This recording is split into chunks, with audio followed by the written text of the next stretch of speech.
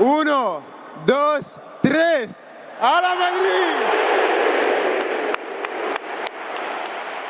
안녕하세요, 마스터입니다. 라리가 34라운드 세비야와 레알 소시다드의 경기에서 사낭의 골로 세비야가 승리하면서 라리가 강등권 경쟁은 미궁 속으로 빠졌습니다. 현재 순위표에서 마지막 강등권에 걸려있는 알라베스와 12위 발렌시아와의 승점 차이는 고작 3점으로 정말 어떤 팀이 강등당할지 모르는 상황이 됐습니다. 사실상 오비에도니 힘들어 보이기 때문에 오비에도를 제외해도 나머지 두 자리 싸움은 아직 어떻게 흘러갈지 아무도 모르는 상황입니다.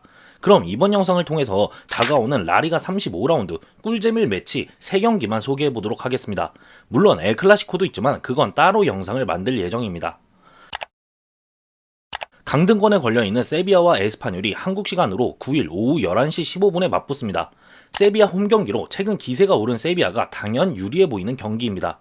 이전 경기였던 세비야와 레알 소시에다드전에서 세비야가 보여준 모습은 진짜 위기를 느낀 선수들의 투지가 보였던 경기였습니다. 반면 에스파뇰은 레알 마드리드와의 경기에서 강등의 위기를 느끼고 있다고 보기엔 조금 아쉬운 경기력이었습니다. 하지만 이제는 에스파뇰도 본인들이 강등당할 수 있다는 위기를 느껴야 합니다. 12월까지 기세 좋던 에스파뇰의 돌풍은 끝난 지 오래됐습니다.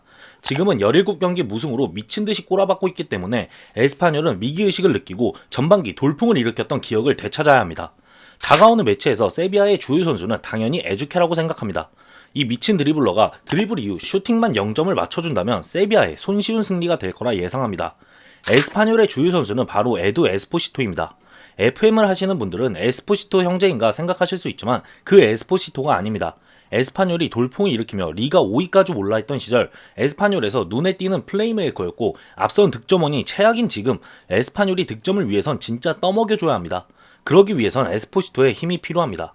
이 경기에서 만약 세비야가 이긴다면 승점 40점으로 강등권에서 벗어나는 모습을 보일 수 있고 에스파뇰이 위기의식을 느끼고 17경기 무승에서 벗어난다면 에스파뇰의 승점은 42점으로 강등권에서 벗어나는 모습과 추가로 돌풍을 일으켰던 당시의 기억을 떠올릴 여지가 있습니다. 강등의 향방을 정할 중요한 세비야와 에스파뇰의 매치 다시 한번 말하겠습니다. 9일 라리가에서는 꿀시간대인 오후 11시 15분에 보실 수 있습니다. 이 매치업 역시 강등이 걸린 경기입니다. 리그 14위 승점 38점인 엘체와 리그 18위 승점 36점 알라베스의 승점 차이는 고작 2점으로 경기 결과에 따라 엘체가 강등권으로 내려갈 수도 있는 매치업입니다. 이 경기 또한 세비야와 에스파뇰의 매치업과 마찬가지로 황금 시간대 경기입니다. 다가오는 9일 오후 9시에 경기를 보실 수 있습니다. 라리가에서 이런 시간대 주목도가 있는 경기는 정말 보기 쉽지 않습니다. 이번 경기 가볍게 예측해보자면 엘체의 승리 가능성이 높은 경기입니다. 2026년에 들어서 미친듯이 꼬라박던 엘체가 3월 말에서 4월까지 정신 차리며 승점을 쌓았습니다. 특히 홈에서 강한 면모를 보여주며 아틀레티코 마드리드를 잡기도 했습니다. 걱정되는 점은 원정 경기는 여지없이 바보라는 건데 엘체 입장에선 다행히도 홈이기 때문에 강등권에서 멀어질 승점을 쌓을 기회입니다. 반면 알라베스에게는 홈 엘체는 쉽지 않습니다. 하지만 알라베스 할 수 있습니다. 이전 셀타 원정과 소시에다드 원정 경기를 떠올려 보십시오. 0대3으로 지고 있던 셀타 원정에서 알라베스는 따라가는 힘을 보여줬습니다. 소시에다드 원정에서도 미친 추가시간 극장골로 결국 승점을 따냈습니다. 이번 원정도 쉽지 않습니다만 할 수 있습니다. 남은 경기 바르셀로나와 라이오와의 경기가 쉽지 않다고 판단했을 때 엘체와 오비에도는 강등권 탈출을 위해서 무조건 잡아야 합니다. 엘체의 주요 선수를 뽑자면 당연히 득점과 가까운 안드레 실바를 뽑아야 하지만 카스티아 출신 장신 공격수 알바로 로드리게스를 뽑겠습니다. 알바로 로드리게스는 흔히 전봇대로 큰 키에 피지컬을 자랑하는 공격수입니다. 한때 안첼로티 감독이 쓰면서 기대를 가졌었는데 너무 뻣뻣한 느낌이 컸습니다. 그래도 엘체전 주요 선수를 뽑는다면 한때 기대했던 알바로 로드리게스를 뽑겠습니다. 알라베스의 주요 선수는 루카스 보헤가 없는 상황이니만큼 토니 마르티네스를 뽑겠습니다. 알라베스는 언제나 득점해주는 좋은 공격수가 있는 팀이었습니다. 과거 호셀루가 있었고 사무 오모르디온도 있었습니다. 직전 시즌에는 이번 시즌 에스파뇰에 있는 키케가 있었습니다. 이번 시즌은 토니 마르티네스가 있습니다. 엘체와의 이번 경기 알라베스의 주인공은 토니 마르티네스가 될 가능성이 제일 크다고 생각해 토니 마르티네스를 알라베스 주요 선수로 뽑겠습니다. 세비야와 에스파뇰과의 경기와 마찬가지로 강등의 행방이 정해질 엘체와 데포르티보 알라베스의 매치업 미친 꿀 시간대입니다. 9일 오후 9시에 보실 수 있습니다. 아틀레틱 클루브에게는 유럽 대항전 진출권을 위해 이겨야 하는 경기고 발렌시아는 강등권에서 확실하게 탈출하기 위해 이겨야 하는 경기입니다. 이 경기는 다가오는 10일 오후 11시 15분 꿀 시간대에 펼쳐집니다. 아틀레틱 클로브의 이번 시즌 순위가 아쉬운 이유는 하나입니다. 챔스도 병행하면서 리가 경기를 치르면서 주요 자원인 니코 윌리엄스의 부상도 있었고, 사실상 이번 시즌을 앞두고 보강 자체도 제대로 이루어졌다고 하기엔 힘든 부분이 있어 이번 시즌 아틀레틱 클로브의 모습이 아쉽다고 생각합니다. 이 팀의 공격은 확실합니다. 우나이 고메스, 베렌게르는 쓰지 말고 오이안 산세토와 니코 윌리엄스만 있다면 공격은 확실히 풀리는 팀입니다. 이 공격력을 바탕으로 홈이기도 하고 충분히 발렌시아를 제압할 수 있을 거라 생각합니다. 발렌시아도 강등권에 걸려 있습니다. 직전 경기 아틀레티코 마드리드와의 경기 매우 아쉬웠습니다. 꼬마가 로테이션을 돌리기도 했고 꼬난 지원금을 먹을 수 있는 찬스였습니다.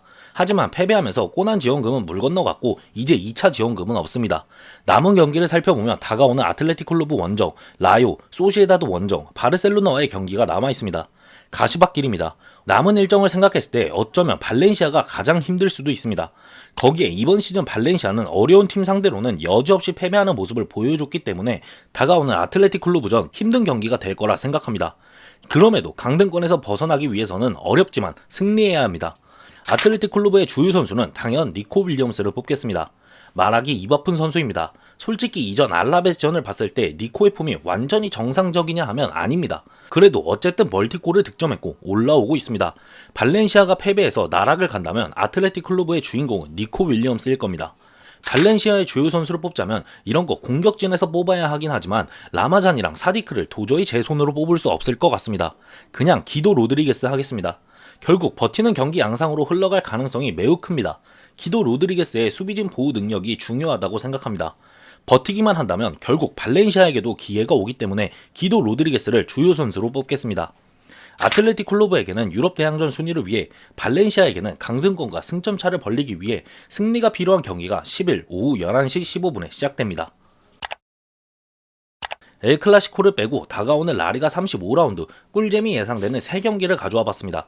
강등권과 유럽 대항전 순위가 정해지면서 누구는 울고 누구는 웃는 결과의 순간이 다가오고 있습니다. 그 사이 많은 팀들이 경쟁하고 있습니다. 비록 한국에선 PL이 가장 큰 관심을 받지만 라리가도 라리가만의 재미가 있습니다. 많은 관심 부탁드립니다. 여러분들은 제가 소개드린 3경기 중에 어느 팀이 지고 어느 팀이 이길 것 같나요? 여러분의 의견을 댓글로 남겨주세요. 구독, 좋아요 해주시면 감사하겠습니다. 오늘도 좋은 하루 보내시길 바랍니다. 바모스 마드리드.